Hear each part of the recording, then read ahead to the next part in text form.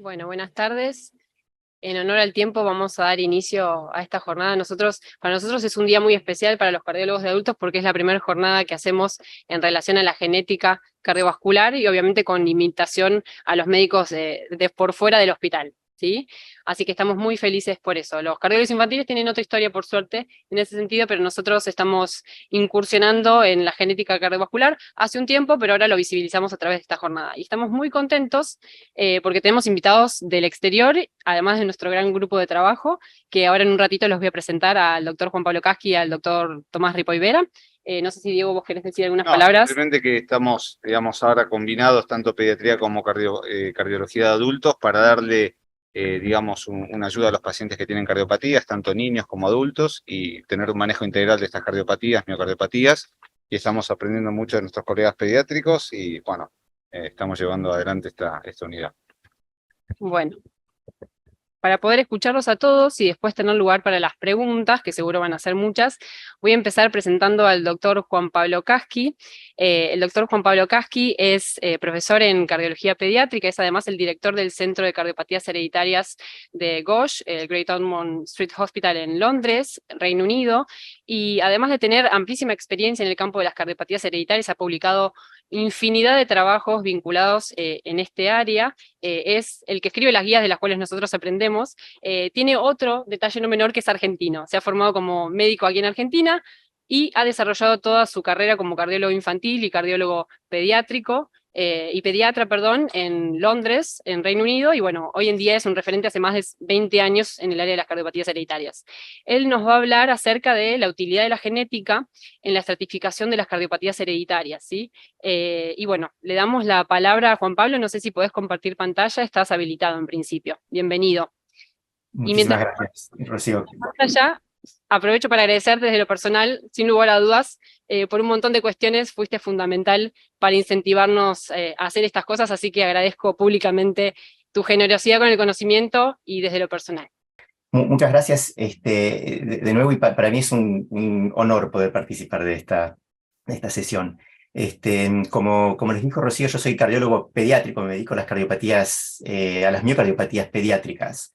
Y en los próximos 15 minutos voy a tratar de hablar un poquito del papel de la genética en la estratificación de riesgo de muerte súbita en las miocardiopatías en edad pediátrica. Y estas son las enfermedades de las que estamos hablando. Son las miocardiopatías que se clasifican en base al aspecto morfológico: hipertrofia del ventrículo izquierdo, dilatación, disfunción sistólica, etc. Pero es importante recalcar que estos no son diagnósticos en sí, sino que son el principio de un proceso que nos debería llevar a un diagnóstico mucho más certero, mucho más preciso, y que en muchos casos es un diagnóstico genético. Y tradicionalmente el valor clínico del estudio genético en las miocardiopatías en realidad estaba casi exclusivamente relacionado al screening familiar. Se detecta una mutación probando en un paciente con miocardiopatía, se le ofrece un estudio genético a los parientes y si no son portadores de la mutación, se les puede dar de alta. Pero en los últimos años, a medida que fuimos aprendiendo más de la genética y también de las miocardiopatías en sí, nos fuimos dando cuenta de que en realidad el estudio genético tiene un valor más allá del valor diagnóstico, sino que también tiene un valor pronóstico e incluso en algunos casos terapéutico. Ahora, cuando hablamos de las miocardiopatías en edad pediátrica, estamos hablando de un grupo de enfermedades que tienen una etiología extremadamente heterogénea. Es importante descartar casos metabólicos, causas de síndromes de malformación, como el síndrome de Noonan, por ejemplo, trastornos neuromusculares. Y estas enfermedades, estos diagnósticos, causan aproximadamente el 30% de los casos de miocardiopatía en edad pediátrica, miocardiopatía hipertrófica en este caso, en edad pediátrica, especialmente en el primer año de edad. Y es importante hacer estos diagnósticos porque no solo están asociados a un pronóstico mucho peor que otras causas de miocardiopatía hipertrófica. Por ejemplo, las cardiopatías metabólicas tienen un pronóstico extremadamente pobre, especialmente cuando se les diagnostica en el primer año de edad. Pero sino que también en los últimos años se han desarrollado tratamientos específicos para algunas de estas enfermedades. como es el caso del tratamiento con reemplazo de hormona en los pacientes con síndrome de Pompe, que en muchos casos causa una resolución casi total de la hipertrofia miocárdica, o más recientemente los inhibidores del MEC en algunos pacientes lactantes, principalmente con miocardiopatía hipertrófica relacionada al síndrome de Noonan. Pero si bien es importante diagnosticar estas causas, es importante también recordar que la gran mayoría de los pacientes pediátricos con miocardiopatía hipertrófica en realidad tienen mutaciones sarcoméricas, las mismas mutaciones en los mismos genes que vemos en los pacientes adultos, incluso en los pacientes más chiquitos. Este es un estudio que publicamos hace ya más de 10 años, una cohorte preadolescente, donde más del 50% de los pacientes tenían mutaciones sarcoméricas y más del 60% con antecedente familiar. Y no es solamente la miocardiopatía hipertrófica, también vemos exactamente lo mismo en las otras miocardiopatías, dilatada, arritmogénica, restrictiva, incluso en los pacientes más chicos. Y en algunas cohortes, la rentabilidad, la tasa de estudio genético positivo en la edad pediátrica es incluso mayor a lo que se ve en las miocardiopatías en adultos. Y esto entonces nos lleva a hacer la pregunta si la genética o el estudio genético nos puede ayudar en la estratificación de riesgo, principalmente la estratificación de riesgo de muerte súbita. Y vamos a empezar por la miocardiopatía hipertrófica, porque esta es la enfermedad en la que mejor desarrollado está el tema de la predicción de riesgo. Y este es un modelo que publicamos nosotros hace un par de años, gracias a una colaboración, un consorcio internacional de amigos y colegas, que usamos para desarrollar el primer modelo de predicción de muerte súbita en la miocardiopatía hipertrófica exclusivamente en la edad pediátrica. Y usamos para este modelo de predicción parámetros clínicos de uso diario en el consultorio externo, el grosor de la pared del ventrículo, el tamaño de la aurícula izquierda, síncope, taquicardia ventricular no sostenida, el gradiente del tracto de salida. Y usando esto desarrollamos un modelo que nos ayuda a estimar el riesgo de muerte súbita a 5 años con un nivel de precisión bastante alto. Este es un estudio que ha sido validado ya varias veces en la literatura, este modelo. Pero es un modelo que incluye solamente parámetros clínicos. Y sin embargo sabemos desde hace mucho tiempo ya que aquellos pacientes pediátricos con mutaciones sarcoméricas tienen una mortalidad mayor a aquellos pacientes sin mutaciones sarcoméricas. Y más recientemente también se ha confirmado que aquellos pacientes con mutaciones múltiples tienen más eventos que aquellos con una sola mutación, que aquellos pacientes que tienen una mutación de novo tienen más eventos que aquellos con mutaciones heredadas, y hay algunos datos en algunas cohortes que también sugieren un tipo de relación genotipo-fenotipo, por ejemplo, mutaciones en los genes del filamento fino que suelen tener una tasa de muerte súbita o de eventos más elevada a lo que se ven en otras mutaciones, en otros genes. Y sin embargo, cuando tratamos de incorporar la genética en los modelos clínicos, no funciona. Este es un modelo de predicción de muerte súbita pediátrico también, que fue publicado al año siguiente de la publicación de nuestro modelo, un modelo del Grupo de Toronto, que en realidad son dos modelos. Hay un modelo clínico, que es muy parecido al nuestro, y un segundo modelo, donde trataron de incorporar un parámetro genético. En este caso, la presencia de una variante patogénica en cualquier gen. Es un parámetro muy amplio, bastante crudo, pero bueno. E incluso en la publicación original, este parámetro genético apenas alcanzaba una significación estadística en este modelo. Y nosotros en la cohorte nuestra tratamos de validar este modelo genético, todavía no lo hemos publicado, pero lo que encontramos fue que en realidad no funciona muy bien esta incorporación de la genética en el modelo clínico. Sobreestima el riesgo de muerte súbita de forma muy importante, especialmente en los pacientes adolescentes. O sea que hay que tener esto en cuenta si uno usa el modelo de predicción de muerte súbita con la parte genética incluida. Pero ¿por qué no funciona la genética? ¿Por qué no nos ayuda la genética a mejorar la predicción de muerte súbita? Yo creo que uno de los problemas es que estamos tratando de usar parámetros muy amplios a nivel del gen entero. En realidad, lo que deberíamos tratar de hacer es incorporar datos genéticos a nivel de la variante individual. Pero el problema es que hay demasiadas variantes. Esto es un ejemplo, son algunas de las variantes descritas en el gen de beta-miosina en pacientes con miocardiopatía hipertrófica. Hay muchísimas mutaciones y muchas de estas descritas en una sola familia o dos familias en todo el mundo, o sea que no se puede usar esto. Pero en la práctica clínica, nosotros vemos familias donde uno sabe que la mutación genética es una mutación maligna. Este es un ejemplo, es un chico de 11 años, asintomático, pero con una mutación específica en el gen de beta-miosina, y con antecedentes familiares importantes de muerte súbita, de trasplante cardíaco en todas las generaciones. Es una mutación maligna esta, sabemos. El fenotipo, sin embargo, sí es severo, pero no es tan distinto a lo que vemos en otros pacientes de esta misma edad con miocardiopatía hipertrófica. Tiene realce tardío, pero esto se ve en los pacientes. Pero lo que sí sabemos es que esta mutación es una mutación que está en una región del gen, la región convertora, donde se ha demostrado que estas mutaciones tienen una mortalidad mucho mayor a otras mutaciones dentro del mismo gen. Estos son datos de un estudio de Diego García, trabajando con Health and Code en España. Y creo que acá sí por ahí nos puede ayudar la genética a mejorar un poco los modelos que tenemos de predicción. Este es un trabajo que estamos haciendo ahora, también todavía no lo hemos publicado, estamos trabajando todavía en esto, pero tratando de ver si podemos usar este tipo de información genética, la región del gen, no el gen entero, no la mutación individual, sino la región en la que se encuentran las variantes, para ver si podemos mejorar la predicción de muerte súbita en los chicos. Lo que hicimos fue tratar de comparar el score clínico de nuestro modelo con un score genético, exclusivamente genético, basado en los datos de la literatura.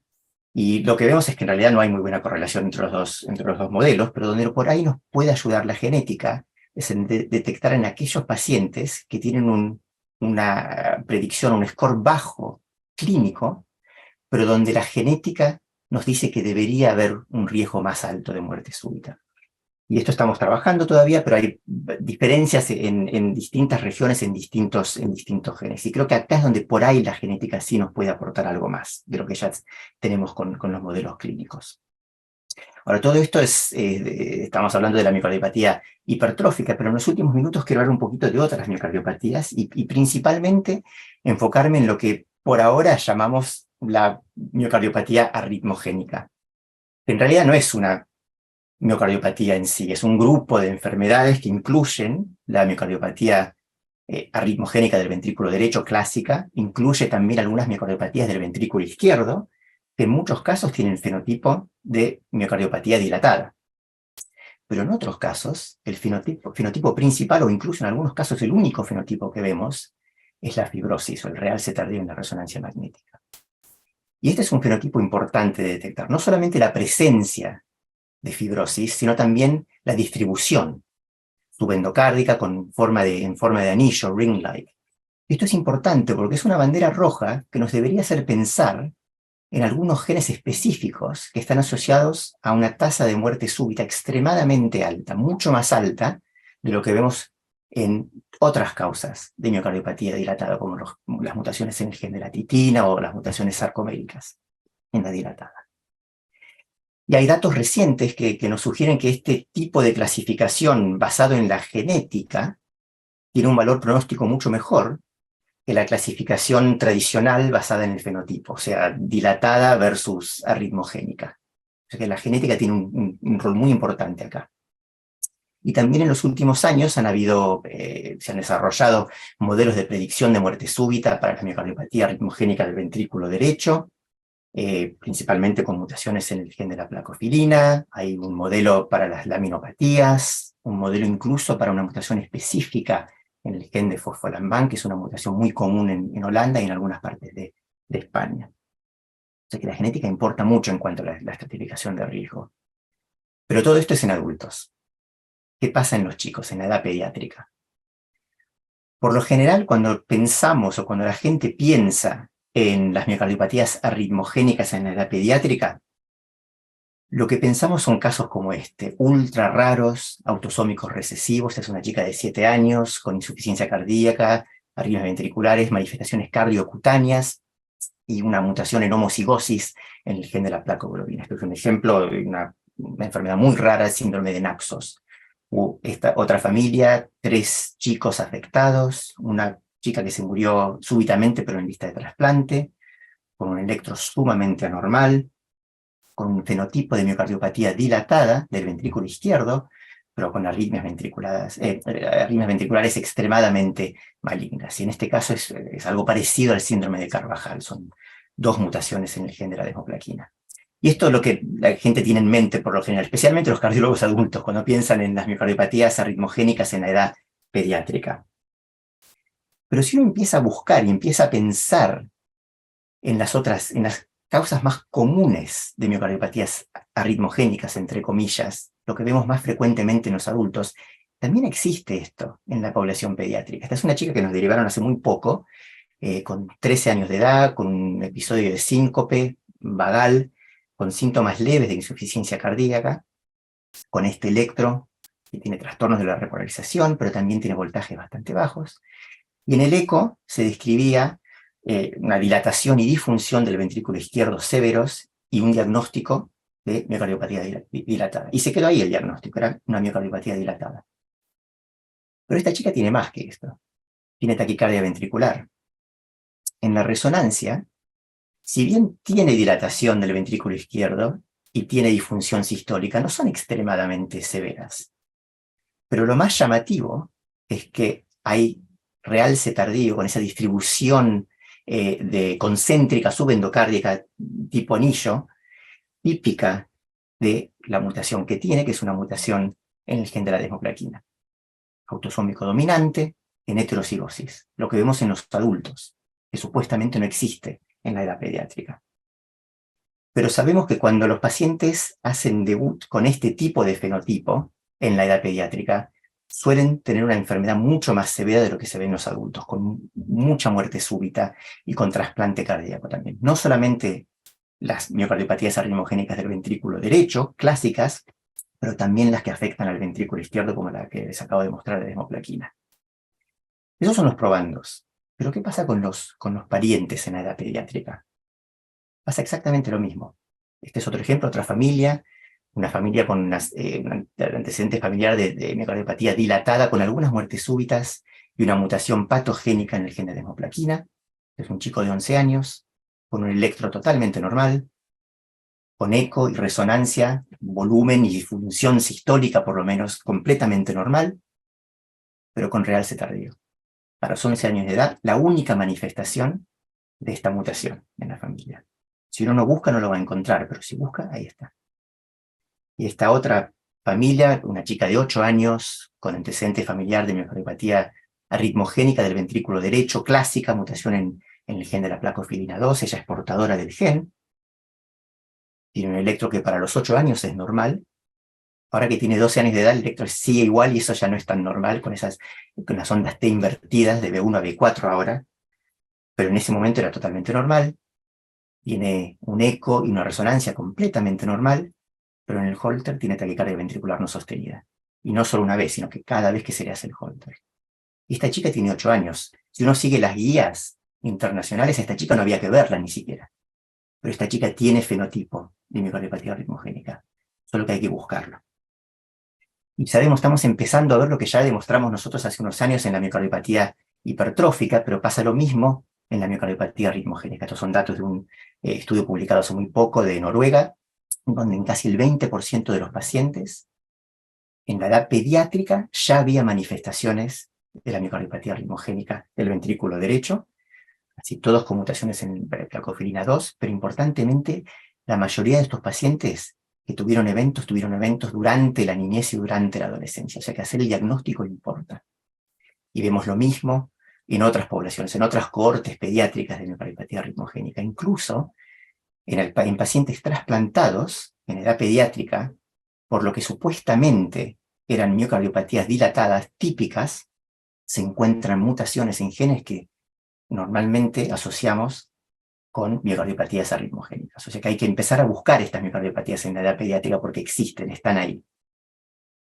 Y voy a terminar ahí solamente para decir que la miocardiopatía en edad pediátrica es interesante porque tenemos cohortes de pacientes con manifestaciones preclínicas, portadores del gen sin fenotipo.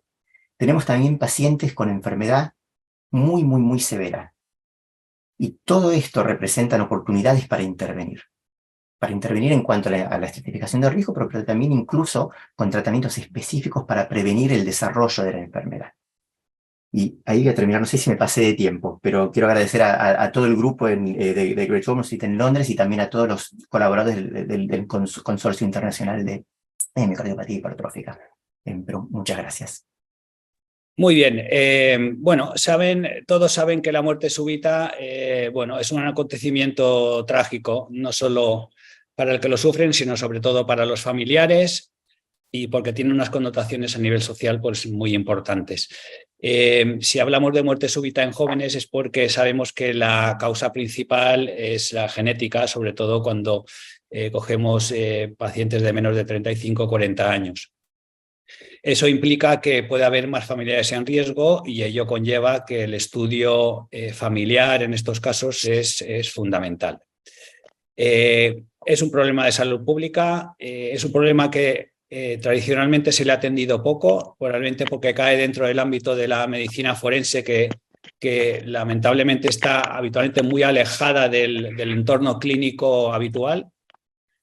Tenemos casos en que la muerte súbita es el primer síntoma y eso hace que sea muy difícil de prevenir. Y además lo que comentaba del entorno de la medicina forense, el problema es que las autopsias judiciales, que son las que habitualmente se realizan, o al menos en España, tienen como objetivo principal y casi diría único el excluir una muerte violenta. Esa es la misión del forense y ese es el informe que posteriormente pasa al juez.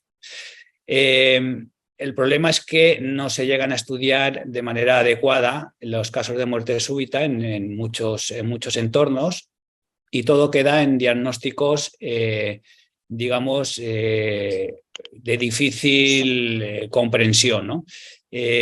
Muchos casos por ejemplo, de infartos en gente joven, lo cual llama poderosamente la atención, casos de muerte inexplicada, pero sin haber hecho un estudio exhaustivo. Y entonces lo que nosotros ideamos un poquito es lo que se llama autopsia molecular, que ya se está haciendo en otros sitios, pero que como veréis, pues tiene su problemática, sobre todo el problema de la implantación. La muerte súbita tiene un trasfondo social muy importante. Vemos de vez en cuando pues, deportistas de élite que fallecen de esta manera y es una pregunta recurrente cada cierto tiempo de por qué suceden estas cosas y por qué no somos capaces de prevenirlas. Nosotros en nuestro hospital pues, iniciamos la consulta de cardiopatías familiares en el año 2007. Y lo que empezamos a ver cuando empezamos con esta consulta eran muchas muertes súbitas, venían familiares que relataban haber tenido una muerte súbita en su familia en el que no se había realizado una autopsia. O en el caso de que se hubiera hecho una autopsia, era una autopsia judicial, con lo cual lo único que habían excluido era una muerte violenta. También algunos certificados de defunción sospechosos, ¿no? de ser en cierta manera erróneos, ¿no? Como por ejemplo un sobreabuso del diagnóstico de infarto en gente joven, que cuando ahondabas un poquito en cómo se había llegado a ese diagnóstico, pues muchas veces era un diagnóstico que no estaba sustentado en nada, ¿no? Era un diagnóstico de suposición.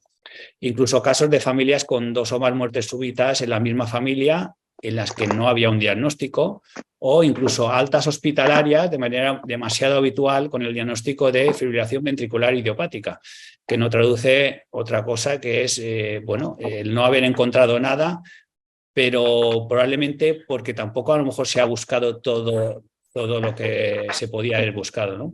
Y aquí les pongo un ejemplo de un hospital de Vientorno de hace ya años, del año 2009, un caso con un chico de 19 años que presenta una muerte súbita recuperada mientras estaba nadando. El chico se le hace todo tipo de pruebas y se le da de alta con el diagnóstico de muerte súbita recuperada, probablemente por fibrilación ventricular idiopática. Se le implantó un desfibrilador y el diagnóstico, pues ahí queda, ¿no? No hay causa aparente de la muerte. El problema en este caso, que nosotros vimos al recibir a este paciente en la consulta, es que tenía un antecedente de un hermano fallecido también de muerte súbita a los 19 años, este había fallecido, no era recuperado, otro, un primo también a 20 años fallecido también en la piscina, un tío fallecido mientras corría por la calle a los 20 años, fíjense qué edades, e incluso un familiar más lejano que había fallecido después de enterarse de que le había tocado la lotería. O sea, en una situación de una emoción importante. O sea, tenemos 5 casos de muertes súbitas en la misma familia, el paciente nuestro recuperada, y lo diagnosticamos de fibrilación ventricular idiopática. Entenderán que ahí hay algo, ¿no? Y ahí hay algo que hay que buscar, evidentemente. En este caso, llamaba la atención que le habían hecho cateterismo, le habían hecho todo tipo de pruebas, pero no habían hecho una simple prueba de esfuerzo, porque muchas veces se pasa por encima de ella, digo, para hacer pruebas más complejas. Bueno, la prueba de esfuerzo le hicimos una en la que vimos esta historia ventricular, no muy llamativa, pero en la segunda, al repetirla, porque es lo que hay que hacer, vimos que ya había una historia ventricular polimórfica, muy sospechosa de que podría ser una taquicardia ventricular catecolaminérgica. Procedimos al estudio genético y hallamos una mutación en rianodina, que es el gen relacionado con la taquicardia ventricular catecolaminérgica. A partir de aquí ya todo cuadraba, ¿no? Y pudimos, digamos, estudiar al resto de la familia y encontrar algunos portadores para poder prevenir pues, futuras muertes súbitas. Otro caso llamativo, esto es un recorte de prensa en el que un jugador italiano fallece jugando a fútbol y fíjense cómo llama mucho la atención que el periodista relata que sus padres habían fallecido cuando tenía 16 años y también sufrió la muerte de un hermano. Claro, con esos antecedentes uno se pregunta qué hacía este deportista jugando a fútbol a nivel profesional y si realmente lo habían estudiado correctamente. Pues probablemente no. Bueno, como he dicho antes, si nos centramos en la franja de edad de menos de 35-40 años, las cardiopatías familiares o genéticas son la causa principal de muerte súbita y si subimos de esas edades, a partir de 35-40, pues ya es la cardiopatía isquémica con mucha diferencia. Las cardiopatías familiares, pues como saben, estudiamos las miocardiopatías, las canalopatías y los síndromes aórticos. Este simposio pues, va un poquito de eso. Y caen dentro del ámbito muchas veces de enfermedades raras, el problema de la heterogeneidad, la expresión que dificulta su diagnóstico y la muerte súbita. La muerte súbita del lactante, bueno, es algo diferente, pero sí que se ha visto, porque se ha relacionado más con infecciones, con problemas de maduración, pero hasta un 10% se está viendo que hay canalopatías, ¿no? Canalopatías detrás. Y hay terreno ahí para investigar, porque en algunos casos sí que podría tener una base genética. Y me llamó también la atención ver este recorte en prensa de una madre australiana que la habían condenado a prisión tras fallecer 4 de sus 4 hijos en edad lactante de muerte súbita. Habían interpretado que los había ahogado, ¿no? Porque en todos los casos los habían encontrado fallecidos en la cuna por la noche. Años después, pues por lo visto investigaron un poco y al menos 2 de esos hijos tenían mutaciones relacionadas con canalopatías. Bueno, esto llama la atención, ¿no? No sé al final cómo ha acabado este caso, pero me imagino que si se ha podido demostrar que detrás de esas muertes no había un asesinato, sino que había una base genética, pues la cosa cambia mucho. Dentro del mundo también de las miocardiopatías, pues tenemos casos con una prevalencia muy elevada de muerte súbita, por ejemplo, en estas mutaciones sarcoméricas que dan miocardiopatía hipertrófica en el gen de la troponina T, pues nosotros tenemos un foco endémico con una mutación que es la R92Q, en la que vimos que teníamos de 10 familias había 15 muertes súbitas, que en todas era la primera manifestación de la enfermedad y además con una edad media de 21 años, ¿no? Y encima con grosores relativamente pequeños, ¿no? Incluso algún caso de muerte súbita por miocardiopatía hipertrófica por esta mutación sin hipertrofia, pero con mucho disarray en la anatomía patológica.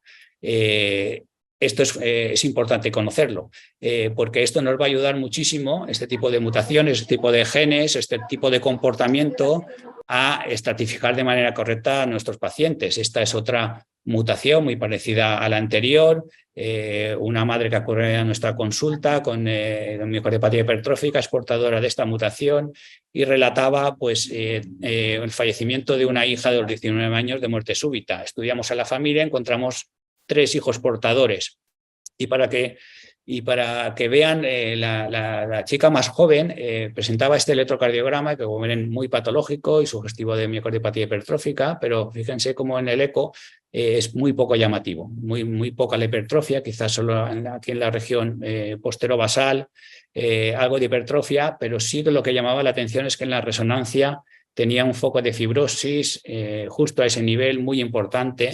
El risk score, según la calculadora europea que nosotros utilizamos, era del 3%. Quizás uno no lo hubiera implantado el desfibrilador, pero nosotros sabiendo cómo se comporta este tipo de mutaciones, con la alta tasa de muerte súbita a edades precoces, incluso casi sin haber desarrollado una hipertrofia, pues en casos así nosotros indicamos el desfibrilador sin ninguna duda. Todo esto cae dentro del entorno de las miocardiopatías estas ocultas o latentes, ¿no? Como por ejemplo las típicas son las más relacionadas con la miocardiopatía arritmogénica, en las que la muerte súbita pues, se puede producir incluso en esas fases iniciales cuando el fenotipo pues, claro, no es para nada llamativo. Y todo esto hay que tenerlo muy en cuenta. Y sin la genética probablemente estos casos van a ser muy difíciles de diagnosticar. Nos encontramos en muchas ocasiones en que tenemos que discernir entre si una variante es patogénica o no lo es. Podemos utilizar datos de la propia mutación, si es un truncamiento o no, pues irá más a favor de que sea patogénica o no. Como es lógico, los programas in silico bioinformáticos son de bastante poca utilidad a día de hoy, pero lo que sí nos es muy útil es valorar la cosegregación en la familia. Es fundamental estudiar a la familia, porque eso nos va a determinar en muchas ocasiones si esa variante es patogénica o no, sobre todo si no la encontramos descrita adecuadamente en la literatura. Y hay que hacer genética, porque además salen las guías clínicas y es una indicación clase 1 en muchísimos casos y por tanto no debemos de dejar de realizarla en la mayoría de miocardiopatías y canalopatías, incluso en algunas pues esos son criterios diagnósticos de ella. Y todo ello quiero enlazarlo de modo práctico para enseñarles un poquito lo que es el programa de estudio de muerte súbita que nosotros realizamos en Baleares, que son islas en el Mediterráneo en España, y que bueno, que decidimos a raíz de todo esto que les he contado, pues establecer este programa que costó bastante de llevar a cabo, pero que está dando sus resultados, ¿no? Formamos un grupo multidisciplinar en el que los cardiólogos somos los que los coordinamos, pero estamos trabajando juntamente con los forenses, con patólogos, con toxicólogos, con genetistas y biólogos moleculares e incluso también médicos de medicina intensiva, con pediatras, médicos del deporte, psicólogos, enfermeras. Forma parte mucha gente de este protocolo. Lo más dificultoso de todo fue llegar a establecer un convenio entre el Instituto de Medicina Legal y el hospital. Y esto viene dado porque los forenses, o sea, los institutos de medicina legal dependen del Ministerio de Justicia y nosotros los médicos que trabajamos en sanidad, pues dependemos del Ministerio de Sanidad. Entonces, poner de acuerdo y establecer un protocolo entre dos entidades totalmente diferentes es realmente complejo, ¿no? Y además cuando digamos el máximo responsable de un forense es un juez realmente. Entonces convencerlos de que hay que ir más allá de lo que es la autopsia judicial y llegar a una autopsia molecular pues no es nada fácil. Entonces nosotros establecimos una edad de corte de 50 años. La podíamos haber puesto más baja, 40, pero queríamos ganar experiencia y aunque entre 40 y 50 años hay mucha cardiopatía isquémica, no por ello desmerece el estudio, ¿no? Empezamos en el 2015, todo esto está publicado en el Boletín Oficial del Estado, que es de acceso público a nivel español y donde está pues, perfectamente descrito todo lo que es el protocolo del estudio de la muerte súbita en nuestro entorno, ¿no? y los acuerdos a los que se llegaron. Básicamente, cuando se produce una muerte súbita de menos de 50 años, nos avisan, me avisan a mí, porque yo coordino un poco el estudio, se les trae el corazón y otras vísceras que lo examinan los patólogos, se les trae sangre para toxicología y guardamos asimismo sangre y Apex, una puntita del ápex, del tejido del ápex congelado para futuros estudios, sobre todo genética que precisase, ¿no? Tras todo ello, pues se emiten informes, ¿no?, según los resultados que vamos obteniendo, y se discuten en sesión clínica. Si se encuentra una cardiopatía familiar, pues se procede al estudio familiar. Desde 2015 pues hemos estudiado pues casi 300 casos ya. Tenemos una incidencia de muerte súbita de menos de 50 años de 5,8 casos por 100.000 habitantes año, lo cual es superior a lo publicado habitualmente, y eso es porque en nuestra región pues hay bastante turistas y bueno, la verdad que esa incidencia probablemente está más elevada por este motivo. Hay un 77% de hombres y la edad media es de 36 años, el 18% deportistas. La mayoría no tenían antecedentes de miocardiopatía, incluso en la familia. Todo esto lo publicamos en la Revista Española de Cardiología en el año 2021. Y la causa cardíaca de todas estas muertes súbitas lo fue en un 53%, a lo cual hay que añadir un 24% de síndrome de muerte súbita inexplicada del adulto. Un 11% eran por tóxicos, de manera llamativa. Y si analizamos las muertes súbitas cardíacas, pues la causa más frecuente salió la cardiopatía isquémica, probablemente por haber cogido esa franja de edad de más de 35 o 40 años hasta 50, que es donde aumentan mucho las causas de muerte súbita. Pero bueno, tenemos pues porcentajes importantes de miocardiopatía hipertrófica, ritmogénica, de canalopatías, etcétera. La genética no la realizamos en todo, porque esperamos a tener la histopatología, y si la histopatología nos orienta a una causa genética o familiar, entonces procedemos a realizar estudio genético. Hemos realizado ese estudio en 50% de los casos, hallamos una media de 3,4 variantes, y la rentabilidad, el hallar una variante patogénica o probablemente patogénica, fue en torno al 30%. El estudio familiar pues lo realizamos a todos aquellos que realizamos estudio genético, tanto si es positivo como negativo, y bueno, a lo largo de todos estos años pues hemos ido encontrando familiares afectos y hemos podido prevenir algunas muertes súbitas en algunos pacientes tras implantar, en algunos familiares, ¿no?, tras haberles implantado desfibrilador por diversos motivos, ¿no?, por hipertróficas, por arritmogénicas, por taquicardia ventricular catecolaminergia, que ya algún síndrome de QT largo. Tóxicos, alcohol, encontramos hasta un 51%, pero la causa como tal, ¿no?, causa toxicológica de la muerte, solo era un 11%. Eso se debe que, bueno, que de vez en cuando, en muchos casos, se hallan niveles no tóxicos de alcohol, por ejemplo, o niveles de fármacos que no son tóxicos y que no son la causa de la muerte súbita. Analizamos de manera diferente, o sea, separada, los casos de muerte súbita inexplicada, los SUDS, ¿no? Y bueno, llama la atención que en estos, pues en un 26% encontramos una variante patogénica, lo cual nos permite poder estudiar a la familia de manera más certera y hallar, pues en algunos casos, algunas familias con síndrome de QT largo, con taquicardia ventricular catecolinérgica. Y todo esto está un poco en consonancia a lo publicado, ¿no? Por ejemplo, en este caso en el que ya realizan estudios de autopsia molecular en 173 casos, pues ellos tenían en este caso una rentabilidad en torno al 25%, algo así, pues algo similar, ¿no? Ya que hay una comparativa entre los estudios publicados de autopsia molecular, en el que nosotros pues, nos movemos en unos porcentajes de una rentabilidad parecidos a lo que se ha publicado.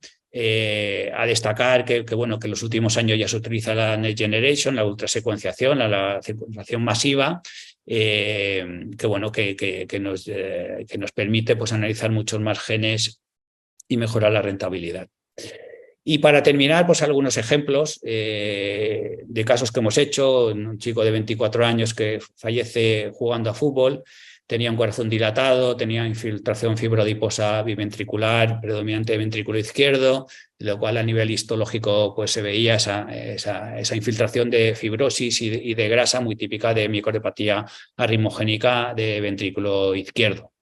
Este otro caso, una mujer de 34 años sin ningún antecedente, que fallece durante una maratón, corriendo una maratón, era deportista habitual, tenía macroscópicamente un corazón normal, se orienta como muerte súbita inexplicada y se le realiza un panel genético y se encuentra una variante en el gen del canal del sodio asociada a síndrome de QT largo.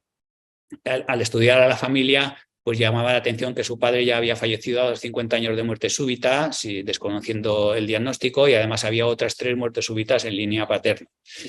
Bueno, este hallazgo de genética del canal del sodio sin relacionado con el síndrome de QT largo, pues nos permitió estudiar a la familia, encontrar una hermana portadora que está en seguimiento y poder excluir asimismo a su madre y a otra hermana que no eran portadoras de la variante.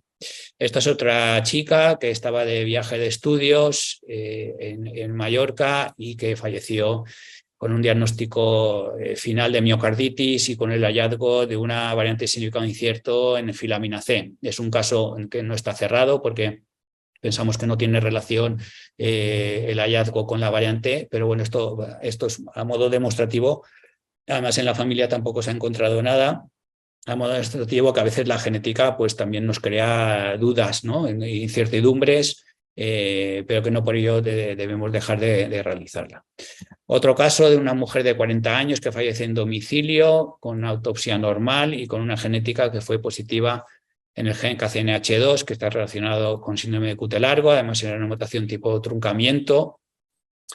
Y examinando electros antiguos de esta paciente, pues ya se veía que tenía un QT largo, había ido a urgencias en el año 2012 por otro motivo, se le había hecho un electrocardiograma y ya se intuía el QT largo que no había sido reconocido. Y por último, un chico de 26 años que fallece en domicilio y fíjense que miocardiopatía hipertrófica prácticamente no le quedaba cavidad, es una hipertrofia realmente, yo probablemente de las más grandes que he visto nunca. Este chico curiosamente estaba asintomático con 26 años y lo que pasó ese día es que había tomado cocaína, había tomado MDMA, éxtasis y alcohol. Y eso probablemente fue el trigger, ¿no? El precipitante de la muerte súbita. Y a nivel genético hallamos variantes de significado incierto en filamina C, en oscurina y en titina, de los cuales a día de hoy todavía no tenemos seguro cuál puede ser el responsable de ese fenotipo, ¿no? En el estudio familiar, pues bueno, el padre tiene una miocardiopatía hipertrófica y 2 hermanas no tienen miocardiopatía hipertrófica. Para concluir, la muerte súbita debe rodearse de una autopsia como toca, no solo autopsia judicial, sino autopsia molecular en todos los casos.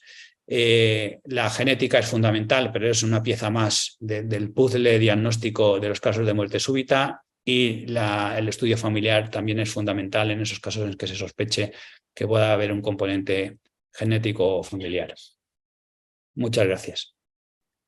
Bueno, con respecto a las canalopatías, simplemente para que todos recordemos y darle una visión también clínica a esta charla, que los canales iónicos son proteínas que se encuentran en la membrana del cardiomiocito, especialmente en aquellas del sistema eléctrico especializado de conducción, pero también en todas las otras células, y que permiten la entrada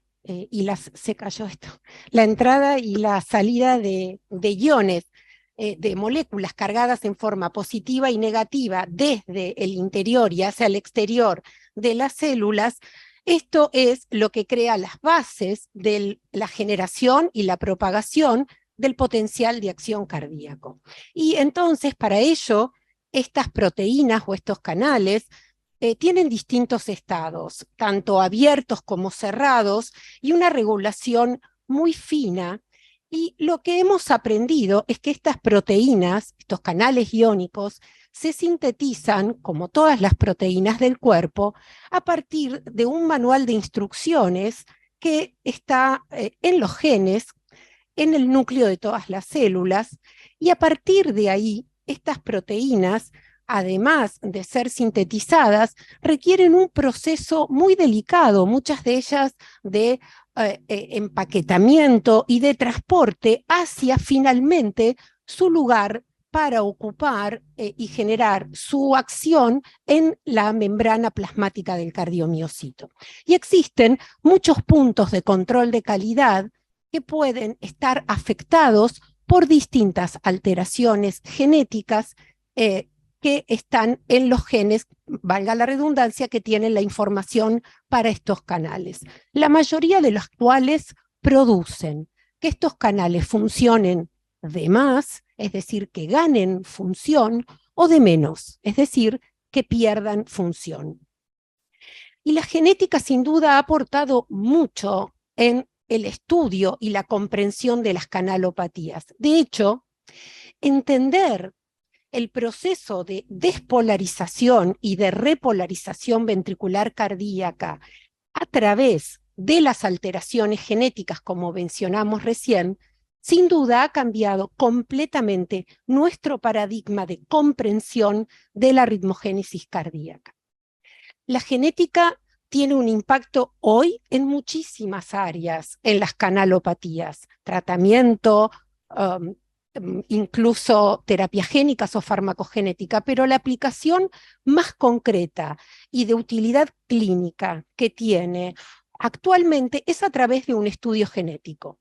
Y lo voy a definir como el uso rutinario del estudio del ADN para aumentar la calidad de nuestra práctica médica, que tiene como objetivos fundamentales identificar un cambio en la información genética o en ese manual de instrucciones y vincular ese cambio a un fenotipo o a una enfermedad particular que lleven a una proteína defectuosa o incluso ausente, pero además dilucidar cuáles son los mecanismos moleculares que están alterados por la variación de esa secuencia genética. Tan importante es el impacto que un estudio genético tiene hoy en la práctica cotidiana que, como ya mencionaron los expositores anteriores, los consensos de las sociedades científicas más importantes de nuestra especialidad están reflejando permanentemente la utilidad de los mismos en la práctica clínica. Este reciente consenso, del cual he tenido el honor de participar, deja claro que en las canalopatías, es decir, en el síndrome de Cuttet-Largo, la CPVT, el síndrome de Brugada y otras, el estudio genético no solo tiene un importantísimo valor diagnóstico, sino también pronóstico y terapéutico para el paciente que está afectado. Más aún, y esto es importante, porque las canalopatías sabemos que son causa de muerte súbita cardíaca en personas jóvenes, incluso y sobre todo con corazones estructuralmente normales, por lo cual muchas veces el diagnóstico es un desafío porque el electrocardiograma, a veces, o algunos otros estudios complementarios, pueden ser normales. Y también los síntomas de estos pacientes muchas veces pueden ser solapados, por lo que la muerte súbita cardíaca puede ser la primera y la única manifestación de la enfermedad.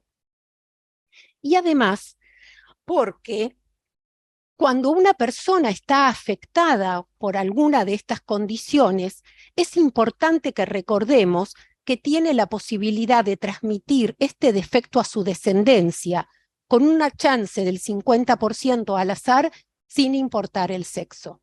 Y esto también es otro concepto importante, porque muchos de los familiares de estas personas pueden estar afectados y en riesgo de padecer esta condición, aún presentando síntomas realmente muy leves.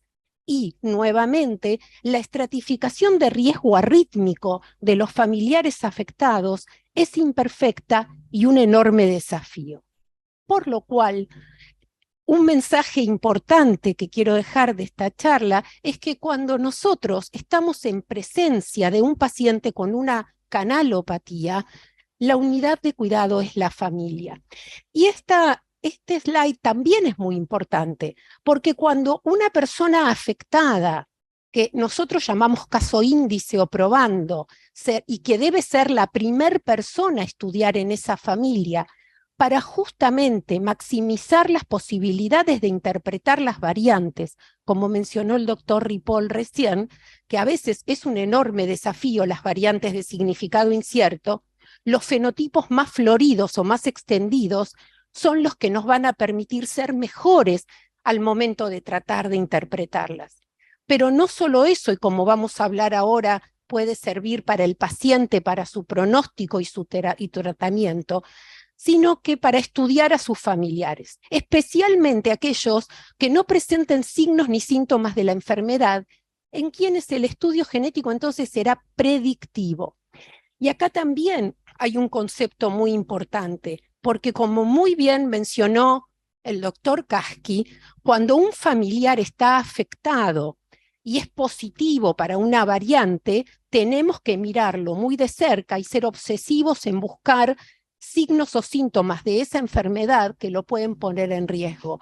Pero además, yo voy a mencionar que el valor del estudio genético en estos casos también reside, y es muy importante, en aquellos familiares que resulten negativos para esa variante, porque aquellos los podemos liberar, a estos los podremos liberar del seguimiento longitudinal de por vida y de padecer la condición. Entonces, es una herramienta fundamental y tal vez este es sin duda el mayor poder que hoy tiene el estudio genético.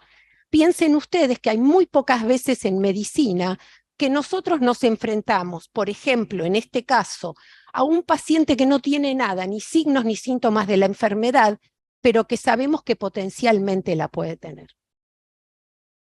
Por ejemplo, entrando de lleno en las canalopatías, una de las más frecuentes y más importantes es el síndrome de QT prolongado congénito. Existen diferentes subtipos, pero en la práctica clínica existen 3 que son los más importantes. Cada uno de ellos está debido por alteraciones en distintos genes. La mayoría son los dos, el QT1 y el QT2, se debe a alteraciones en genes que manejan las corrientes repolarizadoras de potasio del potencial de acción, y el tipo 3 tiene que ver con el sodio. Y si bien electrocardiográficamente podemos orientarnos, el electrocardiograma no siempre es claro y patognomónico de cada subtipo. Tampoco lo son los síntomas clínicos. Entonces, nosotros sabemos que dentro del QT tipo 3 existen 3 subtipos fundamentales. La mayoría de los pacientes están acá, en los que mencionamos, y cuando un paciente está afectado, la posibilidad de que el estudio genético dé positivo es altísima, cercana al 80%.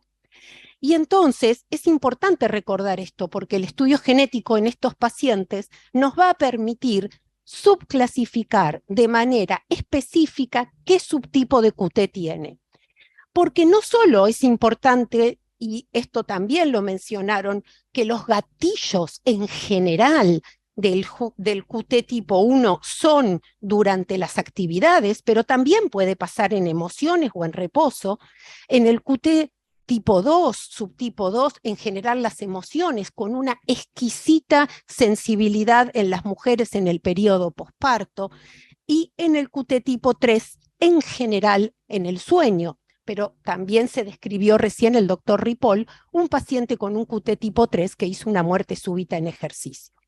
Entonces, la subclasificación además es importante porque sabemos que los pacientes con QT prolongado tipo 1 responden espectacularmente al tratamiento con beta bloqueantes en términos de prevención de muerte súbita, el subtipo 2 relativamente menos, y el 3 tal vez un poco menos, requiriendo a veces una segunda droga como el mexiletinio o la flecaimida. De hecho, sabemos hoy que los pacientes con intervalo QT tipo 1 tienen 10 veces más posibilidades de presentar muerte súbita durante la natación que los otros, y esto es muy importante al momento de recomendar la actividad física en estos pacientes. En suma, el primer mensaje es que cuando una persona está afectada o tiene altísima sospecha de tener un QT tipo 1, el estudio genético tiene altas probabilidades de ser positivo, nos permite subclasificar la enfermedad y realizar un diagnóstico diferencial con otras condiciones arritmogénicas que pueden parecerlo o no, incluso con síndromes, muchos pacientes presentan síncopes hipóxicos y son mal diagnosticados con epilepsia. Y como mencionamos recién, medicarse según subtipo. Pero vamos a mencionar aquí que hasta un 33% de los pacientes familiares de pacientes afectados con QT tipo QT largo tienen electrocardiogramas normales. Por lo tanto, en términos de estratificación de riesgo, y tienen mutaciones positivas. El electrocardiograma tiene un valor predictivo negativo no muy alto, porque estos pacientes, si bien tienen un QT normal y tienen menos probabilidades de eventos súbitos que aquellos que tienen un QT prolongado, tienen todavía un riesgo mayor que si no fueran portadores de la mutación. Por lo tanto, el gol estándar para descartar la presencia de QT largo en pacientes familiares de pacientes afectados es el estudio genético. Voy a mencionar brevemente el concepto de QT prolongado adquirido.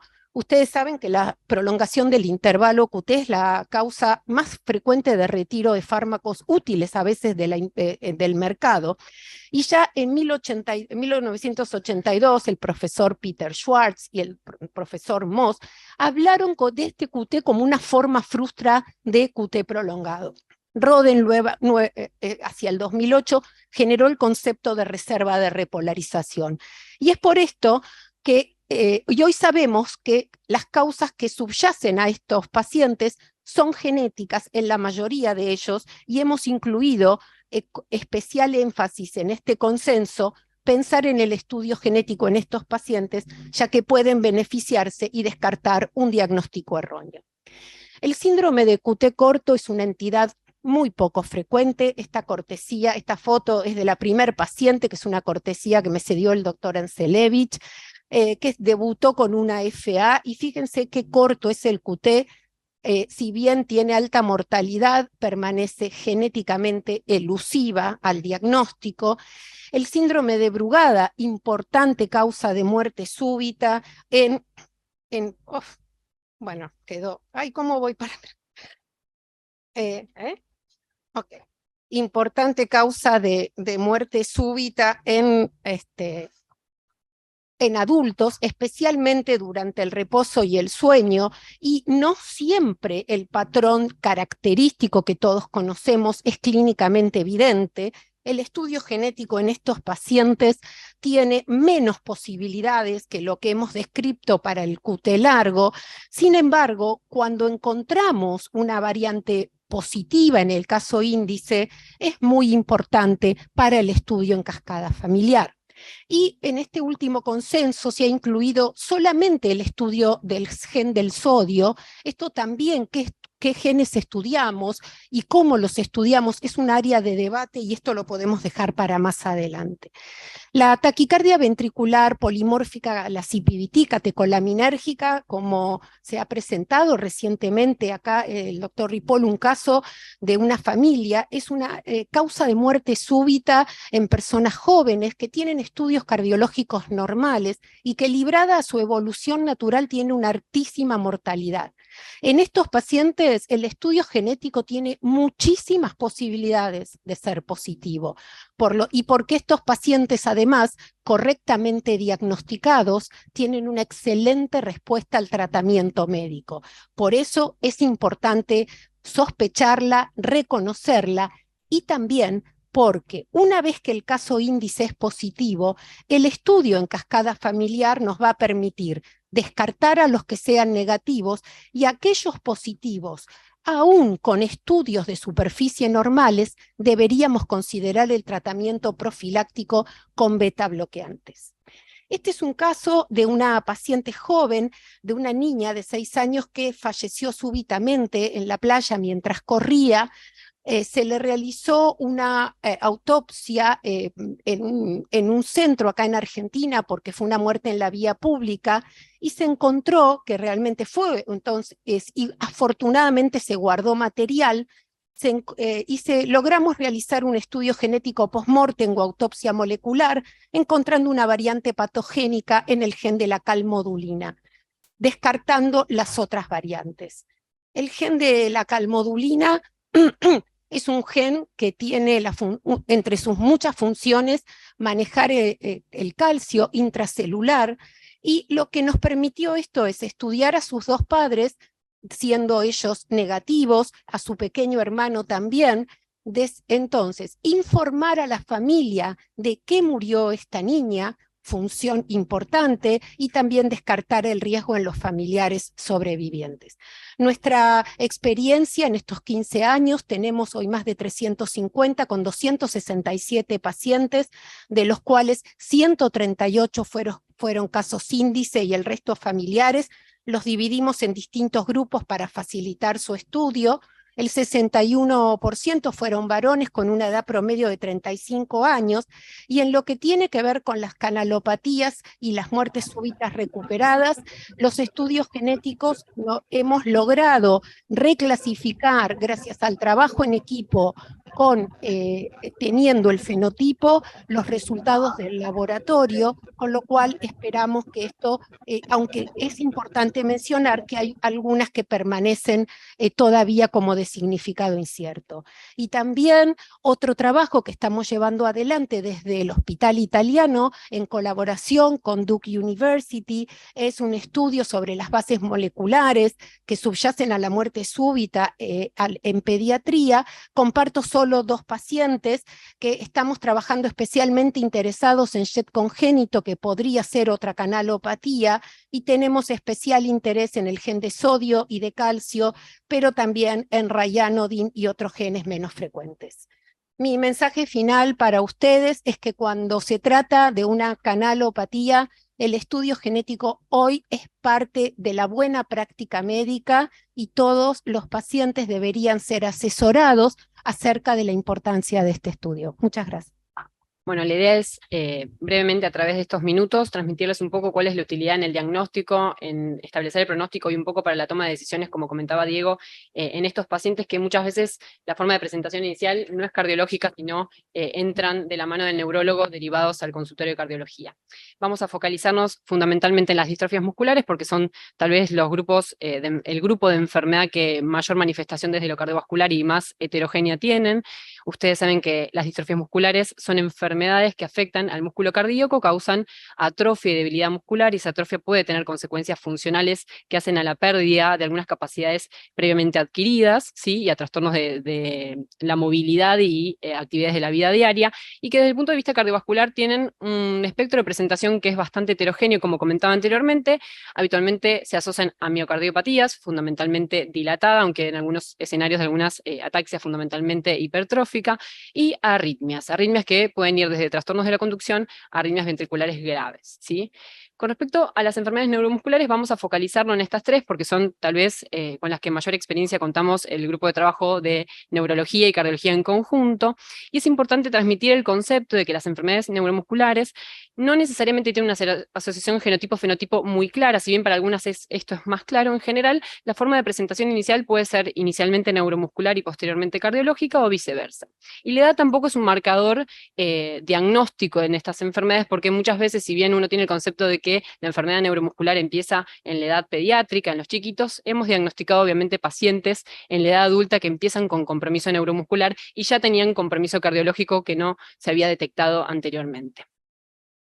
Y cuando hablaba de heterogeneidad de presentación, hacía referencia a esto, ¿no? Cuando uno habla de las enfermedades neuromusculares, tenemos grupos de enfermedades como las distrofinopatías, que son estas 2 primeras que ustedes ven, Becker, Duchenne, que fundamentalmente tienen como modo de expresión las miocardiopatías dilatadas, y se asocian muchísimo a arritmia ventricular. En general, esta arritmia ventricular está asociada al grado de disfunción ventricular, pero hay otras enfermedades neuromusculares como la distrofia miotónica o de Steiner, que es esta que estoy marcando acá, que tienen como modo de presentación inicial los trastornos de la conducción y arritmias auriculares. mujeres, y donde la miocardiopatía tal vez no es un hallazgo prevalente.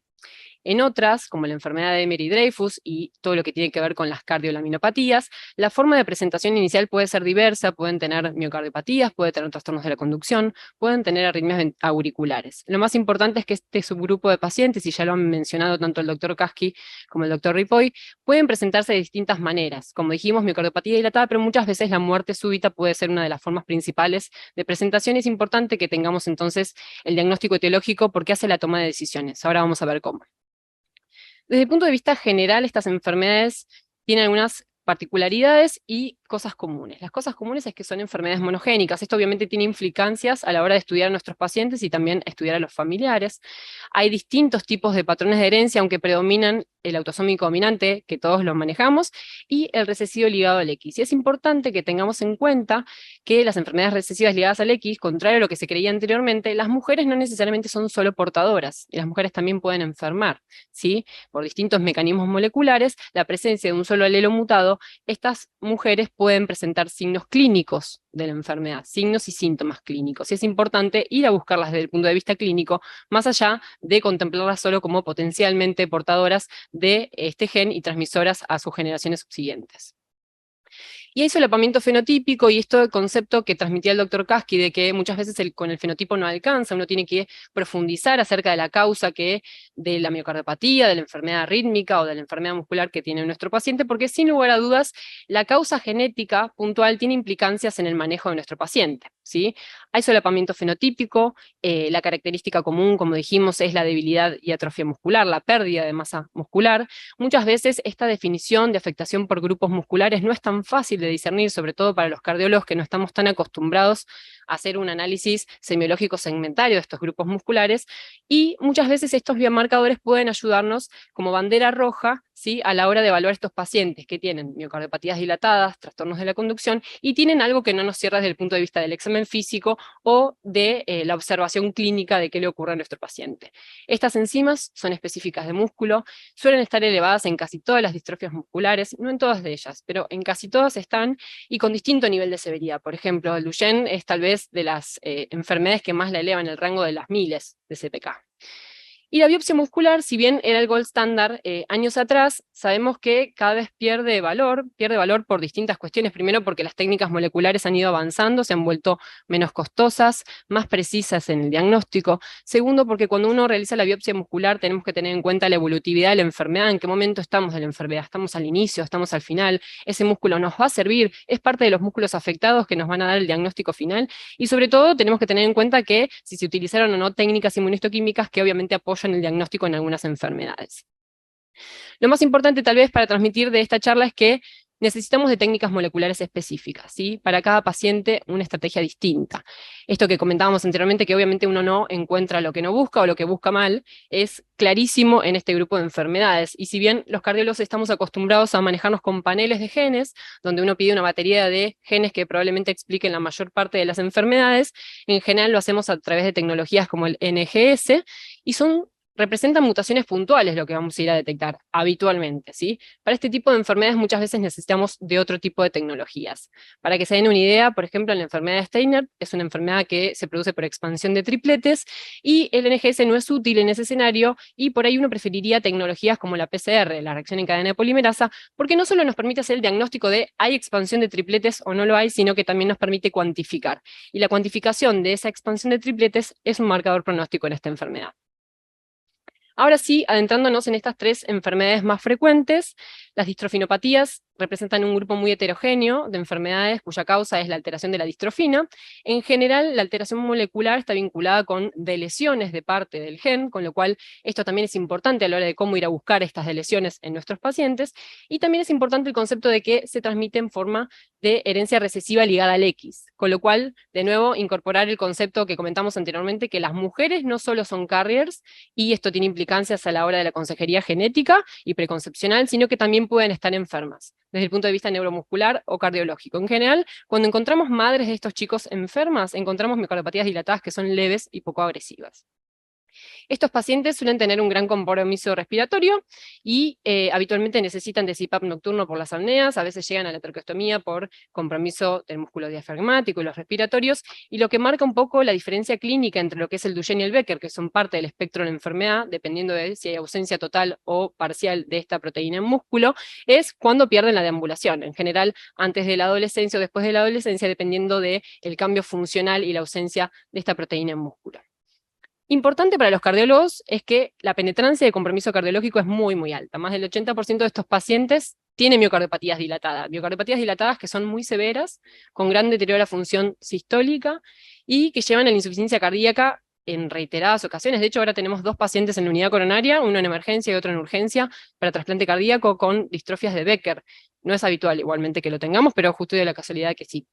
La resonancia tiene una utilidad fundamental en la evaluación de estas miocardiopatías dilatadas, porque si bien es fácil cuando uno encuentra un ecocardiograma con deterioro de la fracción de eyección, lo importante es detectar cuál es el que está en riesgo o el que ya está desarrollando la cardiopatía y todavía no lo pudimos detectar a través de las técnicas habituales. Y lo que solemos ver son estos patrones de tipo miocarditis, de hecho se llaman miocarditis-like, que afectan a los segmentos inferiores, laterales, desde epicardio hacia endocardio, y hace que tal vez en un inicio de la enfermedad nosotros no veamos alteración estructural funcional del miocardio en el ecocardiograma, y posteriormente se altere cuando esa fibrosis se extiende. Y la fibrosis es importante en estos pacientes, no solo porque nos pone una marca diagnóstica, muchas veces cuando hay sospecha clínica, hay poquitas distrofias musculares que tienen este patrón, sino también porque tiene implicancias pronósticas muy importantes. La fibrosis es un marcador de riesgo independiente para los eventos cardiovasculares, la muerte súbita, las arritmias ventriculares graves.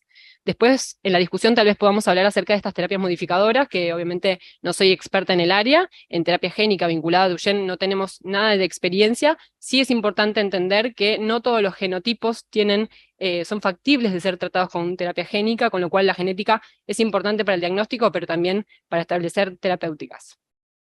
Y los dispositivos, la indicación de dispositivos, marcapasos CDI, va a estar en relación con las guías de recomendación actuales para todos los pacientes con miocardiopatia dilatada, y la fibrosis podría tener un rol importante que después podemos discutir.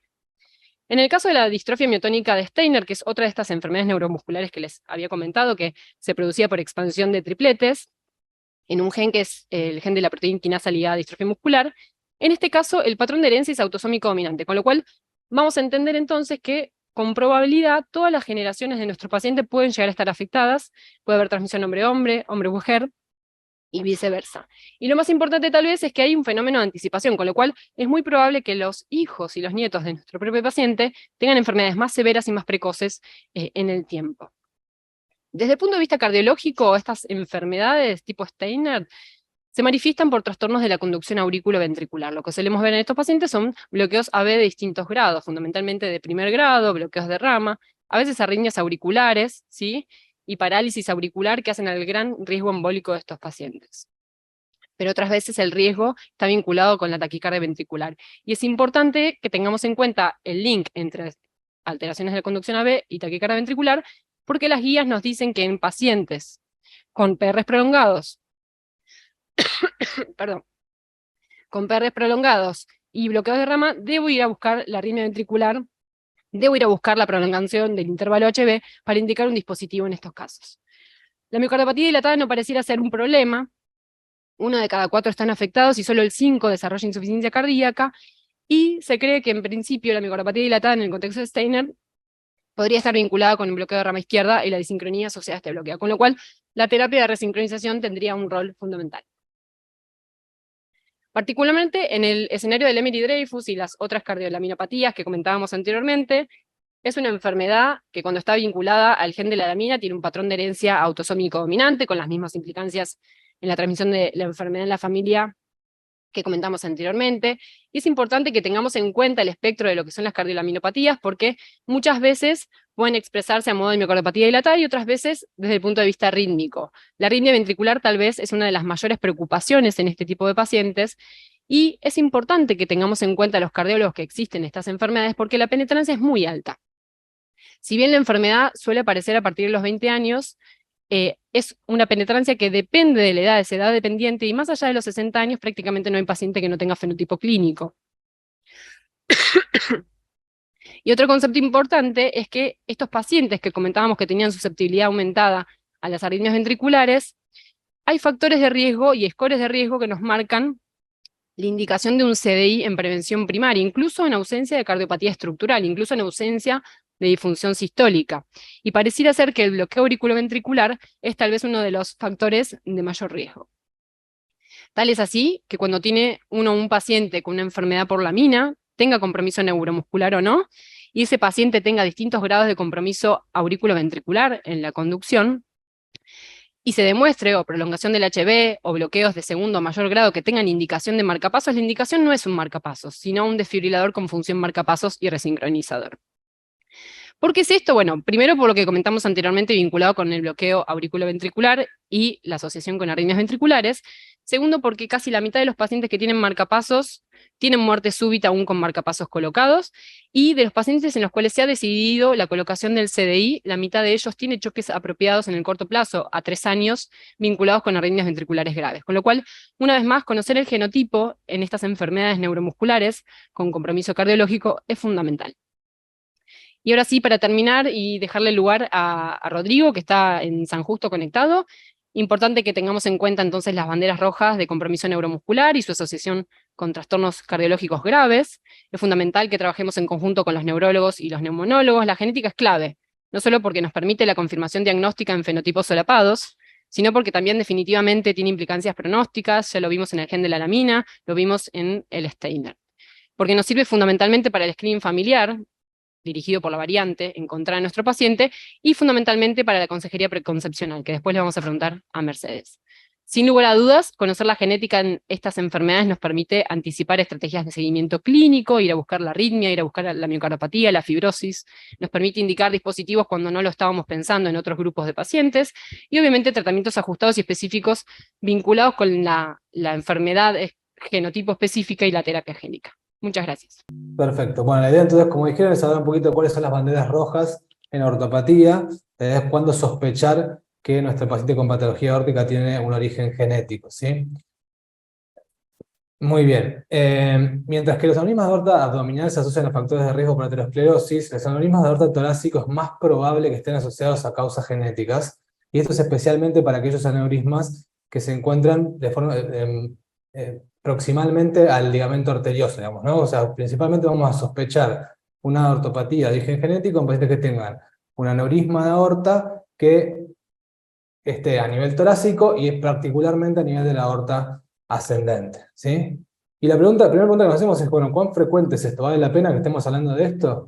Y fíjense, los estudios reportan que cerca de 1 de cada 5 pacientes que tienen un aneurisma de aorta torácica refieren un antecedente familiar de aneurisma, de muerte súbita o de disección, ¿sí? Y más interesante que esto, fíjense, 1 de cada 4 de esos pacientes que reportan un antecedente, lejos digamos, de la idea clásica que tenemos todos de que el paciente genético, que es el paciente con Marfan, ¿sí? que es un paciente que llama la atención a la vista, ¿sí?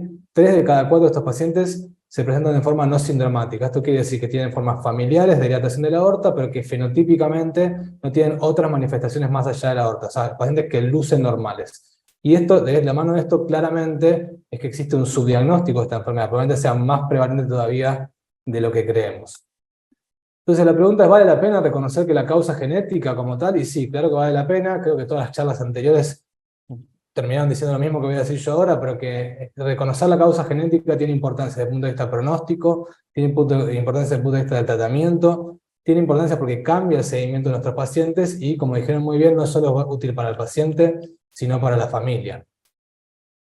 Con respecto al pronóstico, fíjense, digamos, la importancia de poder tener un diagnóstico genético. Primero, fíjense, digamos, en relación al, por ejemplo, la válvula bicúspide, que es una causa no tan genética, digamos así, que es la línea roja, la diferencia en la tasa de presentación de disección aórtica con respecto a las que son genéticas, que son las otras 3 que están por debajo, ¿sí? El OIS10, el Marfan y la forma no hereditaria.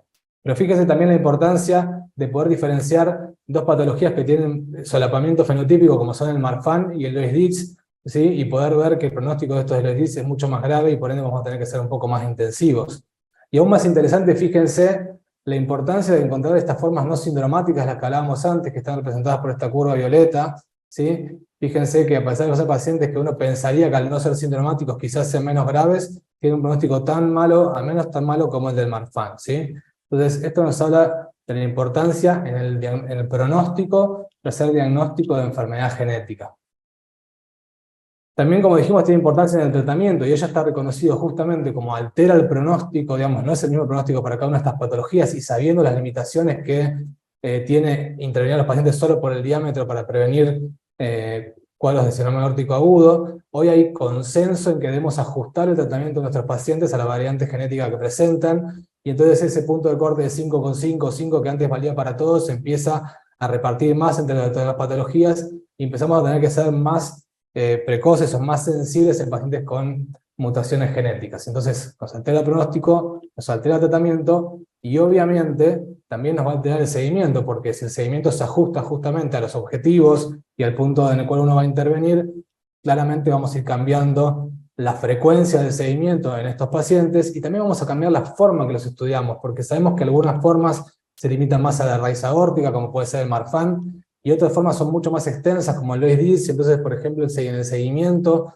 mientras que uno quizás con un ecocardiograma y cada tanto una imagen mayor vamos a estar bien, en otros tenemos que hacer imágenes tomográficas de cabeza a pelvis. O sea que por supuesto que vale la pena para el paciente hacer diagnóstico o por lo menos levantar la sospecha de una ortopatía genética, y como bien dijeron tantas veces antes, no solo es útil para el paciente, sino que es muy útil para la familia, no solo obviamente para poder detectar familiares en riesgo, sino por lo que creo yo que es una de las utilidades más grandes de la genética, a mi criterio hoy en día, con las limitaciones que tiene, que es poder decirle a un familiar que él no tiene esa patología y que está exento de problemas futuros, en contraposición de lo que muchas veces hacemos, que es seguirlos durante años para generar una morbilidad y después finalmente no encontrar ninguna complicación.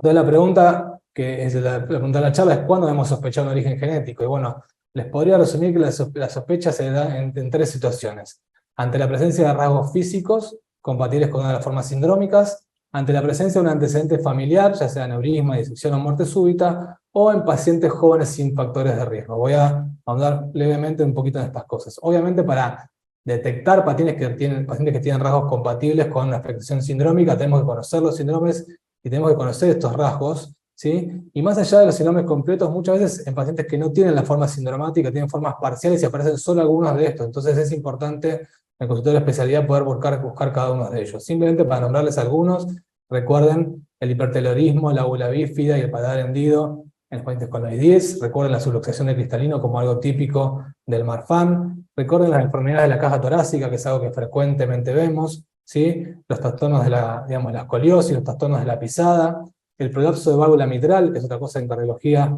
solemos ver, ¿sí? La aracnodactilia, obviamente, y las estrías atróficas en lugares no relacionados a los cambios de peso, que es otra de las pequeñas manifestaciones que nos pueden hacer sospechar la presencia de una enfermedad genética, ni hablar la hiperlaxitud. Muy bien.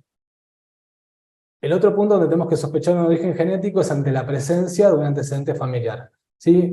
Y hay que tener en cuenta que estas patologías, que generalmente se heredan de forma autosómica dominante, tienen baja penetrancia y tienen expresión variable, por lo cual es muy importante hacer una historia clínica detallada, personal, familiar y multigeneracional, que estudia hasta 3 generaciones a veces para encontrar un familiar afecto, y lo que vamos a estar buscando son pacientes familiares que tengan o aneurisma, o disección, o aneurismas más allá de la aorta, o defectos congénitos del lado izquierdo, o muerte súbita, especialmente antes de los 45 de los 60 años, según las distintas publicaciones. El último escenario, y es obviamente en el que el menos radiodiagnóstico nos va a dar el test genético, es de los pacientes jóvenes sin factores de riesgo. Cada vez que vemos un paciente que tiene un aneurisma de aorta que parece desproporcionada a su historia clínica, uno debería pensar en una causa genética. Y entonces hoy, en general, las publicaciones coinciden en que pacientes menores de 60 años, que no tienen los factores de riesgo que clásicamente están asociados a dilatar la aorta, como el tabaquismo o la hipertensión, debemos sospechar la presencia de una ortopatía hereditaria. Y esto, digamos, es una forma de, digamos, de algunos grupos. Esto es el BACERN, que es una red de referencia europea en enfermedades vasculares raras, que plantean recomendaciones de cómo deberíamos manejarnos con estas pacientes, cuándo sospecharlo, cuándo derivar. Fíjense que lo lleva acá a la izquierda, en el cuadrado naranja, un poquito más allá, y dicen, digamos, y coincido un poco con lo que dije recién, cuando uno tenga, aún por ejemplo, si un paciente que es hipertenso, pero tiene un aneurisma de aorta que parece desproporcionado a su hipertensión, siendo que la hipertensión es muy frecuente, deberíamos sospechar la causa genética. Y entonces, un poco el algoritmo lógico sería, yo sospecho la causa genética en base a que tengo ya sea rasgos fenotípicos, o a que tengo una historia familiar, o a que, no tengo, o a que tiene una dilatación aórtica desproporcionada a su historia clínica, y en ese caso deberíamos derivarlo idealmente a un grupo multidisciplinario que tenga, digamos, una especialidad en este tema, para poder justamente estudiar correctamente al paciente, estudiar correctamente a la familia, y cuando sea pertinente, hacer el test genético. ¿Qué dicen hoy en día las guías de práctica clínica? Bueno, un poquito en resumen lo que dicen es esto. Si yo tengo un paciente que tiene un aneurisma de la raíz o de la aorta ascendente o un antecedente de disección, presentó él una disección, ¿no? Debemos hacer una historia clínica multigeneracional. Todas estas son indicaciones clase 1, ¿sí? Si ese paciente que tiene dilatada la aorta o se disecó, tiene además rasgos sindrómicos, o es joven sin factores de riesgo, o tiene una historia familiar de enfermedad aórtica, debemos hacer un estudio genético.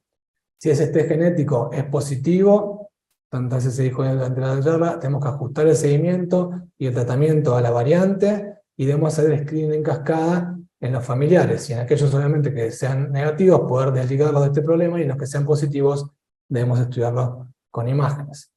Ahora, van un poquito más allá, y dicen, si yo tengo un antecedente familiar positivo, pero tengo un test genético negativo, quiere decir, ya sea porque no lo pude hacer o porque el test me volvió negativo, pero yo sigo pensando que esta ortopatía familiar, lo recomendable es tratar de estudiar los familiares con imágenes para ver si ganamos rédito, digamos, ganamos fortaleza en el diagnóstico, y hay que seguir al paciente como tal. Y un poquito más allá, si yo sospecho que existe una historia familiar, o sea, que existe una causa hereditaria, perdón, pero no puedo demostrar ni una historia familiar, ni tengo un estudio genético positivo, pasa frecuentemente en pacientes jóvenes sin factores de riesgo, como les decía antes. En ese caso, está recomendado también hacer estudio familiar con imágenes, porque eso nos va a permitir llegar al diagnóstico. En definitiva de todo esto, quedémonos con la segunda, que es un poco la que responde la pregunta de la cual me pidieron hablar hoy. ¿Cuándo vamos a sospechar una causa hereditaria? Cuando un paciente tenga aneurisma de la raíz o de la aorta ascendente, y sume una de las otras tres cosas, o rasgos sindrómicos, o que tenga una historia familiar, o que sea un joven sin factores de riesgo. En todos esos casos, probablemente valga la pena tratar de avanzar en el estudio genético. Y para tratar de acotarme al tiempo, no quiero dejar de descartar, por supuesto que esto luce promisorio y es interesante, pero hay que saber que, tal cual dijo la doctora Erchikov, cuanto más florido es el síndrome, más réditos de diagnóstico van a tener los test genéticos, ¿sí? Pero en las formas familiares no sindrómicas, si bien el test genético es útil, hay que saber que el rédito diagnóstico es bajo. Se calcula que está entre el 20 hasta el 30% de los pacientes podrían llegar a tener un test positivo. Y esto es importante saberlo por dos motivos. Primero, porque hay que poder decirle al paciente, decirle al paciente de antemano, cuando vamos a hacer el test genético, que este test genético puede no darnos información útil, y esto es frecuente que pase. Y por otro lado, porque hay que saber que este bajo rédito diagnóstico no es porque el test genético sea malo, sino porque todavía nos falta mucho por conocer, especialmente en el campo de las ortopatías genéticas no sindromáticas. Seguramente existe un sinfín de pacientes que, digamos, de genes involucrados que aún no hemos identificado, y que por ende hoy no estamos pesquisando en los paneles generales. Y con esto voy a que si uno tiene uno sospecha de una ortopatía hereditaria, pero tiene un test genético que es negativo, como decían las recomendaciones de las guías, no debe descartar la presencia de la enfermedad hereditaria, y debe seguir al paciente de todas maneras, y probablemente ajustar el punto de corte muchas veces como si lo fuera genético, ¿sí? Así que bueno, espero haberme acotado los 10 minutos que me planteó Rocío. Una vez más, muchas gracias por formar parte de esta experiencia. Estoy dispuesto a las preguntas. Muchas gracias. Hola, ¿cómo están? Bueno, yo les voy a hablar un poco de nuestra experiencia en cardiología fetal. Un poco cambié el eje de las cardiopatías hereditarias que vamos a hablar ahora, porque teniendo al doctor Kasky hoy hablando, de esto hoy ya fue mencionado en forma reiterada, así que no vamos a profundizar en esto, pero sí entender que para facilitar el screening familiar es quizás lo que hablamos hoy, una de las aplicaciones en la genética más importante. Les voy a mostrar algunos casos clínicos de pacientes que nosotros vimos en el consultorio. Nosotros somos un centro de referencia en la derivación de hipoplasia de ventrículo izquierdo. Acá tenemos una paciente de 30 años con un antecedente de un hijo con hipoplasia de ventrículo izquierdo en estadio Glenn. Es su segundo embarazo y cursa un embarazo de 20 semanas. Se realiza un ecocardiograma en Tucumán, ellos son oriundos de Tucumán, en donde se realiza el diagnóstico de canal AB completo, pero llega a Buenos Aires y le confirmamos que el bebé tiene otra hipoplasia de ventrículo izquierdo. La madre se da vuelta, nos mira y nos dice, si me hubieran dicho que yo iba a tener otro hijo con hipoplasia de ventrículo izquierdo, no quedaba embarazada. Y acá surge la pregunta, ¿le podríamos haber dicho? La verdad es que el paciente había concurrido en reiteradas oportunidades a genética y no tenía ningún diagnóstico porque fenotípicamente era normal. El único dato relevante es que además de tener hipoplasia ventrículo izquierdo, el hermanito tenía glaucoma y múltiples intervenciones con embriotoxón posterior. Él cursa el embarazo sin complicaciones, a las 39 semanas nace de término con peso adecuado, tenía el mismo diagnóstico pre y postnatal, que era una hipoplasia ventrículo izquierdo con insuficiencia tricuspidia severa. La insuficiencia tricuspidia, al ser un único ventrículo, el que va a ser el ventrículo sistémico, hace que sea de mal pronóstico y por decisión de la familia se decide cuidados paliativos. Se solicita el estudio molecular a ambos hermanos y se encuentra que son portadores de una variante en FOXC1, que es una enfermedad autosómica dominante que se llama síndrome de Axenfeld-Rieger, que además se caracteriza por tener cardiopatía congénita. Estas fotos son sacadas de la fundación de Axenfeld-Rieger, no son nuestros pacientes, y la verdad es que cuando uno miraba a los dos niños y mira las fotos de la fundación, son exactamente iguales. Y esta fue una de las oportunidades perdidas que tuvimos de hacer diagnóstico, fue bastante traumático para la familia. Actualmente el hijo más grande está en estadio Fontana y sigue en seguimiento con nosotros. El segundo paciente es un paciente de 7 años, ahora actualmente está trasplantado, pero tiene diagnóstico de miocardiopatía no compactada en el periodo fetal. Acá se ve el ecocardiograma fetal y la resonancia del mismo paciente. Él nace de 37 semanas con 2,3 kg, tiene diagnóstico prenatal de miocardiopatía no compacta biventricular, tuvo un seguimiento cardiológico en los primeros tiempos bastante irregular, tiene antecedente de la mamá y la tía con miocardiopatía también en seguimiento en el servicio de adultos del hospital, y en el 2019 llega en shock cardiogénico e ingresa en lista de trasplante. Ingresa en shock cardiogénico, se coloca en ECMO, posteriormente en Berlin Heart, se traqueostomiza, presenta una hemiplegia derecha y finalmente en noviembre se trasplanta. El paciente presenta neutropenias frecuentes que requieren cambios frecuentes de inmunosupresión y estaba en seguimiento por neurología por esta hemiplegia derecha. Cuando logramos hacer los estudios en forma gratuita junto con la colaboración con Invitae, tenemos el diagnóstico del paciente tiene un síndrome de Barth. Y el síndrome de Barth es una enfermedad ligada al X, que tiene un defecto hereditario en la biogénesis de la cardiolipina. Y esto, si ven entre las características, tenemos neutropenias. Nuestro paciente tuvo neutropenias cíclicas que requirieron PAMO, cambio de la inmunosupresión, y quizás si hubiéramos tenido el diagnóstico hubiéramos actuado de otra manera. Por otra parte, tenía una miopatía esquelética. Hoy el paciente tiene un defecto neurológico muy marcado que no actuamos a tiempo. Y todo esto tiene que ver con no haber actuado y no haber tenido el diagnóstico en forma mucho más precoz. Este es otro paciente también con hipoplasia ventrículo izquierdo, que ahora tiene 12 años, también con diagnóstico prenatal. Este paciente se hizo todas las cirugías de hipoplasia ventrículo izquierdo, actualmente está en estadio Fontana, pero lo que llamó la atención en los últimos controles es que primero tiene alteración hepática, como la mayoría de los Fontana, está en estadio F3, F4 del FibroScan, pero con función hepática conservada y con una biopsia hepática normal. Tiene un cateterismo con presiones normales. Voy a ir un poco más rápido porque estamos retrasados de tiempo, pero en todos los laboratorios aparecen valores de colesterol bastante elevados. Piensen que es un paciente que tiene reimplantadas las coronarias en la cirugía de Norwood-Stansel. Cuando empezamos el interrogatorio vemos que la mamá tiene hipercolesterolemia y cuando empezamos a evaluar al resto de los familiares, toda la familia tiene hipercolesterolemia familiar. Le hacemos el estudio genético porque nos pasaba algo con este paciente en particular. Primero que en general el Fontana se asocia a hipocolesterolemia.